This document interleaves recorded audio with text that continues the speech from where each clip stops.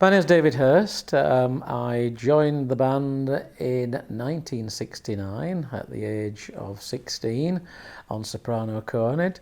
I then left the band in 1974 to join the James Shepherd Versatile Brass. I rejoined the band in 1977 and left again in 1980 to start conducting. I rejoined the band once more in 1987 as resident conductor and left in 1990 and I rejoined the band in 2015 as secretary, and I'm still here at the moment. Music's been very important really, because it's actually shaped the whole of my life in actual fact. I started playing at the age of 9-10 with my local village band, Home Silver Band, and that was because one of my friends had joined the other band in the valley, which was the Hinchliffe Mill Band. I'm not sure why I joined the home band. I think it was primarily because my father worked at the mill just below the home band room, and I think that was essentially why I joined home band. And I made quite rapid progress, because at the age of 14 I joined the Yorkshire Imperial Metals Band on Tutty Cornet, and I stayed with them about 18 months, 2 years before I came to Black Dyke. I first became aware of Black Dyke while I was sort of beginning to learn how to play. I went along to the band practices, and everybody used to talk about this band, Black Dyke Mills Band, and their cornet player Jimmy Shepherd and John Clough and Frank Berry, and it was just sort of absorbed by osmosis really, because you begin to sort of hear these names and you begin to sort of get the background of the band without really actually ever going to see them. The first time I went to see the band was at the Yorkshire area, and I think, and I'm sure actually, that the test piece was the Les Francs Juges, which was the Judges of Secret Court, and it was in Bradford, St George's Hall, and I was spellbound by the fact that they came on stage with these black uniforms with the red lapels and all the gold braiding on. It was a fantastic experience, and from then on I was pretty captivated by it all. Oh, there are many memories really of foreign tours, particularly the first one that I went on to, which was Switzerland. I went for a tour of Switzerland for a week, and that was, I think, at the guest of Melodia Band, who were actually still in existence. We travelled to Lausanne in Switzerland and had an absolutely fantastic week, some great concerts. And the other great experience, among many I've got to say, was the trip to Canada in 1972, where 4 bands went out to Niagara Falls and performed many concerts over I think it was there for 2 weeks or 10 days, and we performed many individual concerts. There was a CWS Manchester band, now sadly gone, the GUS band, the Fairy Band and Black Dyke Band, and we all did individual concerts around the area and came together in a mass bands concert at the very end of the tour, which was absolutely marvellous. Performance as contest wins, really. There are many, of course, but I think the favourite for me was the British Open in 1972, where we performed the piece Sovereign Heritage, and that was an excellent performance, and I actually have the original recording of the contest performance, and there is a little section in the middle for a quartet which featured Jim Shepherd, John Clough, Frank Berry, and I think it was Kevin Wadsworth on solo horn, and if you listen to that playing, it's absolutely superb. It's the finest playing that I've heard, still I think really, and that was all done without a conductor. It was basically in free time, a cadenza section, and originally Geoffrey Brand had wanted to conduct it, but I'm not sure whether John Clough or Jim Shepherd actually mentioned in one of the rehearsals prior to the contest that he was just getting in the way, and could they do it without a conductor, and they actually did that without a conductor as well. So that was a fine performance that was really memorable for me. And the other one was the last performance I did with the band in 1979, last contest performance anyway, and that was Volcano at the national finals. And again, that was a marvellous piece. Very difficult and very taxing as far as the lip was concerned, but again, an excellent performance. And also, I've got the live recording of that also. There are many characters in the band. I'm sure there still are, and I know there are. And over the years, there's been many characters indeed.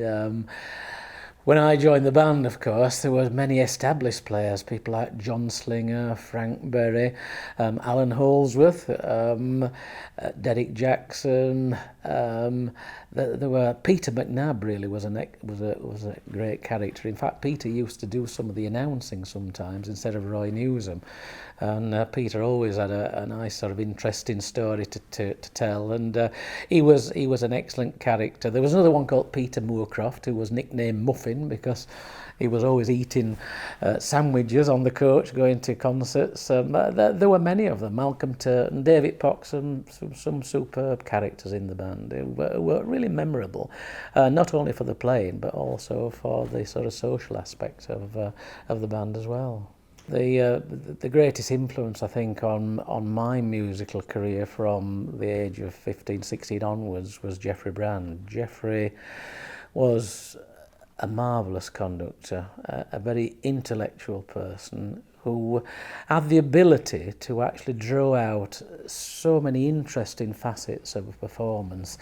I'm not sure saying that every performance was a winning performance, but the enjoyment of the rehearsals leading up to the performances were extremely interesting and enlightening in actual fact, because he enabled the music to unfold in a marvellously intellectual way, and he made everyone understand what the music was about. And it wasn't just that, it was actually how to actually bring the music to life and characterize the music rather than just playing the notes. And I think that's something that's been partly lost in these days of making contest wins so important, that the actual music is sometimes lost in the process.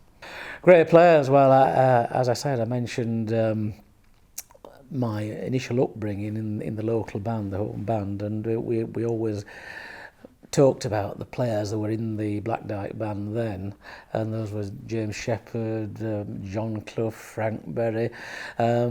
Because I was a soprano player, I was particularly interested in Tommy Waterman. I did meet Tommy after he'd finished with the band and I took over, and he was a great person as well. But people like Jim Shepherd, Jim was a fine cornet player, and a great bloke as well, really. But his playing was superb. In fact, I sat behind him for three years before he left to get the James Shepherd Burstyle brass, and I never heard him miss any notes at all as his solos, in his concert performances on the contest stage. Jim was as solid as a rock. So was Frank Berry. Frank was a fantastic technician on trombone. I believe he used to play euphonium at one time and then went on to trombone. And that technical ability that he had in the euphonium actually transferred so well onto the trombone. He was a superb player. And John Clough again, a fantastic player, fantastic character, and someone who could play so quiet that it was so difficult to actually accompany him. But these were all fantastic players. These were the solo chair people, but all the way down the line and round the band, they had some superb and memorable players. Challenges and difficulties with the band. There'll always be challenges and difficulties with a band such as this, because it relies on everyone performing to the greatest ability, and if that ability isn't up to standard, then that becomes a great problem, not only for the musical director to make the decision about whether you stay or not, but the players as well, who tend to lose respect. But I think the sort of biggest challenge I had with the band was when I became resident conductor in 1980. 1987, and the band was going through quite a lot of turmoil at that point in time. And I think that the politics at that particular time overtook the music of the band. And I've got to say, I can't say that I did a particularly good job as resident conductor, and I think deservedly I had to disappear after 2 years.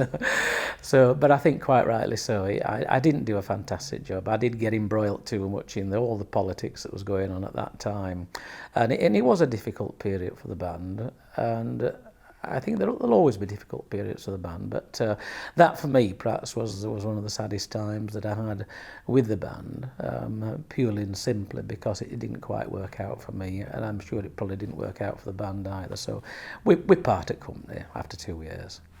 The Black Dyke Mills band really, in many respects, did have a great influence on my life.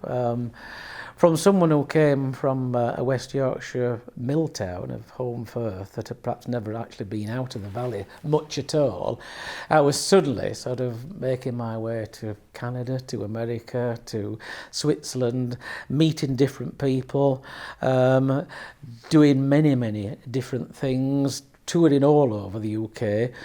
It did have a big impact on my life, and I think because I joined the band just on the edge of my 16th birthday, I was actually playing with people who in the 30s, 40s, 50s, so I was actually mixing with people who had a greater experience of life than I did, and also people who were far better players.